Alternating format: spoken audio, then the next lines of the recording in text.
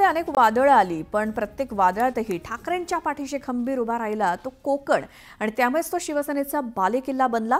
पण हा बालेकिल्ला आता ढासळला असून कोकणामध्ये ठाकरेंच्या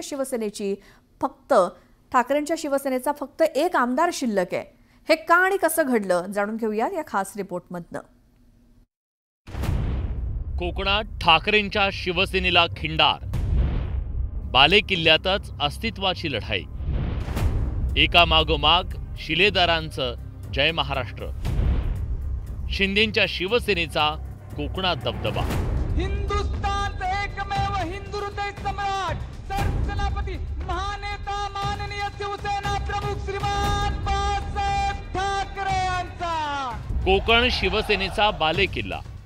कोकणात बाळासाहेबांनी शिवसेना रुजवली। कोकणी माणूस, ठाकरे आणि शिवसेना हे अतूट नातं बनलं।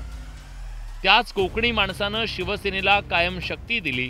त्या शक्तीच्या बळावर शिवसेनेनं अनेक वादळं पेलली। आधी राज ठाकरे आणि नंतर कोकणचे नेते नारायण राणे शिवसेनेतून बाहेर पडले। त्यांनी आव्हान उभं केलं, पण कोकणी माणूस बाळासाहेबांच्या सोबत ताकदीनं उभा राहिला। पण शिंदेंच्या बंडानंतर कोकणातून ठाकरेंची शिवसेना आपल्या अस्तित्वाची लढाई लढतीये। राजन साळवींनी ठाकरेंची साथ सोडल्यानंतर ठाकरेंच्या शिवसेनेची कोकणातली अवस्था दयनीय बनली। 2006चा पराभव तो झाला, 2024चा पराभव हा माझ्या कुटुंबाला आणि माझ्या पदाधिकाऱ्यांच्या जिव्हारी लागला। निवडणुकीमध्ये हारजीत होत असते, परंतु त्यावेळेला त्या निवडणुकीच्या याच्यामध्ये शिवसेने ज्यांना आम्ही मोठं केलं, सिंधुदुर्ग जिल्ह्यामध्ये विनायक राऊतना आम्हा सर्व मंडळींनी मतदान करून एकदा दोनदा खासदार बनवलं। त्याच विनायक राऊतनी त्या निवडणुकीमध्ये त्यांचा जिल्हा प्रमुखांनी विलास साळकीचे पदाधिकाऱ्यांनी त्यावेळेला आमच्या भैयाचं काम केलं।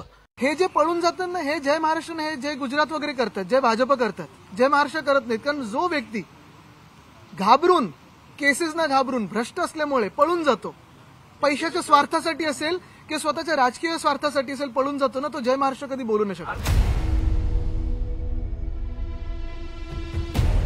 कोकणातल्या ठाकरेंच्या शिवसेनेला एका पाठोपाठ एक धक्के बसतायत।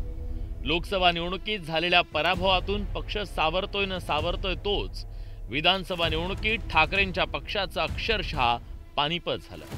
कुडाळमध्ये वैभव नाईकांचा आणि राजापुरात राजन साळवींचा पराभव झाला। 2019च्या विधानसभा निवडणुकीचं चित्र शिवसेनेसाठी अतिशय आशादायक होतं, कारण या निवडणुकीत कोकणानं शिवसेनेला भरभक्कम साथ दिली। तेव्हा भाजपला एक आमदार मिळवता आला, तिथं शिवसेनेचे 6 आमदार होते आणि राष्ट्रवादी काँग्रेसचा 1।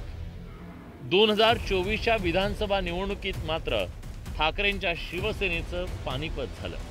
शिंदेंच्या शिवसेनेला 5 जागा मिळाल्या, भाजपला 1, राष्ट्रवादी अजित पवारांच्या पक्षाला 1 आणि शिवसेना उद्धव बाळासाहेब ठाकरेंच्या पक्षाला केवळ एका जागेवर विजय मिळवता आला। पण याच शिवसेनेला 1995च्या विधानसभा निवडणुकीत कोकणानं सर्वोत्तम साथ दिली आणि शिवसेनेनं जोरदार मुसंडी मारली। रायगड, रत्नागिरी आणि सिंधुदुर्ग या 3 जिल्ह्यात शिवसेनेचे 11 आमदार निवडून आले। त्यात नारायण राणेंचा सिंहाचा वाटा होता आणि त्याच बळावर महाराष्ट्रात शिवसेनेचा पहिला मुख्यमंत्रीही बनला होता। नेता म्हणजे गड नव्हे, शिवसैनिक म्हणजे गड। बुरुज हा जो असतो तो सैनिकांचा असतो, त्यावर उभा राहणार आहे म्हणजे तो नव्हे। ते बुरुज बसतायत, शिवसंघटनेचे बुरुज बसतायत, ठाशी आहेत आणि तसे उभे आहेत। खरं तर मुंबई ठाण्यानंतर शिवसेना विस्तारली ती कोकणात। चाकरमान्यांमुळे कोकण अनेक दशकं शिवसेनेचा बालेकिल्ला बनला। पण जे नारायण राणेंना जमलं नाही, ते एकनाथ शिंदेंनी करून दाखवत ठाकरेंच्या शिवसेनेला पद्धतशीरपणे खिंडार पाडलं। ठाकरेंच्या शिवसेनेचा बालेकिल्ला ढासळण्यामागची काही प्रमुख कारणं आहेत। गेल्या काही दशकांमध्ये मातोश्रीचा कोकणातला ग्राउंड टच कमी झाला। कोकणाच्या विषयांमध्ये शिवसेनेची धरसोड वृत्ती दिसून आली। शिवसेनेचं जे केडर होतं ते कमकुवत करण्यात त्यांच्या विरोधकांना यश आलं। केडरपेक्षा स्थानिक नेते गेल्या काही दशकात शक्तिशाली बनल्याचं चित्र दिसलं। मासबेस नसलेल्या नेत्यांकडे कोकणाची जबाबदारी देणं हे सुद्धा शिवसेनेला महागात पडलं. स्थानिक नेतृत्वाची पक्ष नेतृत्वावरची नाराजी वेळोवेळी त्यांना भोवली आणि स्थानिक नेत्यांनी मग आता ठाकरेंची एक एक करून साथ सोडायला सुरुवात केली. शिंदेंच्या सोबत अनेक जण गेले आणि नेत्यांसोबत कार्यकर्त्यांची फळी सुद्धा गेली. त्यामुळे ठाकरेंची शिवसेना कोकणातून अर्थात आपल्या बालेकिल्ल्यातून खिळखिळी बनली. त्यांना जो किल्ला ढासळताना वाटतोय ना, तो त्यांचा किल्ला कधीच नव्हता.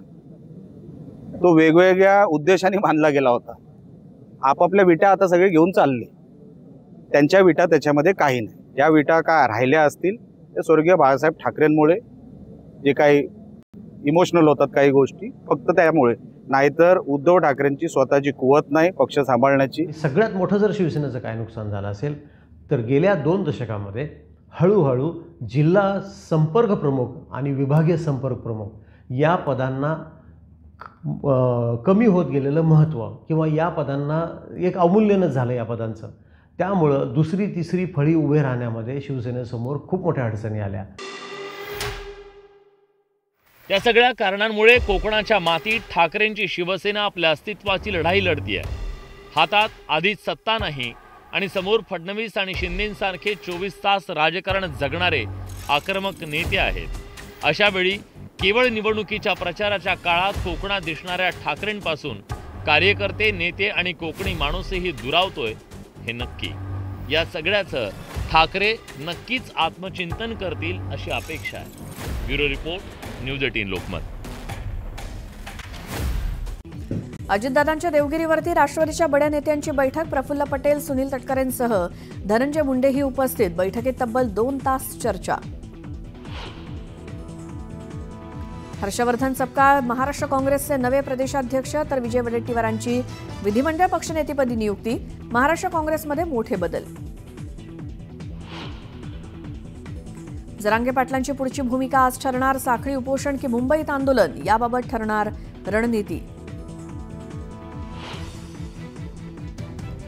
उपमुख्यमंत्री एकनाथ शिंदे आभार दौऱ्याच्या निमित्तानं नाशकात घेणार जाहीर सभा. उबाठावर काय बोलणार याकडे सर्वांचं लक्ष. संतोष देशमुख हत्या प्रकरणातील आरोपी सुदर्शन घुलेची सीआयडी पोलीस कोठडी संपणार. केज कोर्टात होणाऱ्या सुनावणीकडे लक्ष.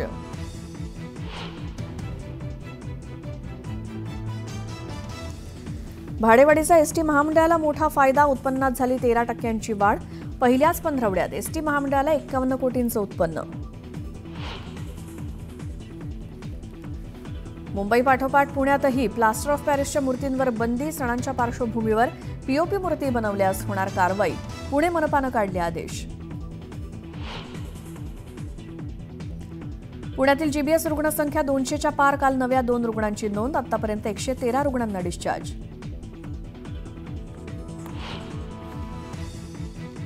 मुख्यमंत्री बिरेन सिंह यांच्या राजीनाम्यानंतर मणिपूरमध्ये राष्ट्रपती राजवट लागू. राजकीय अस्थिरतेनंतर केंद्र सरकारचा निर्णय.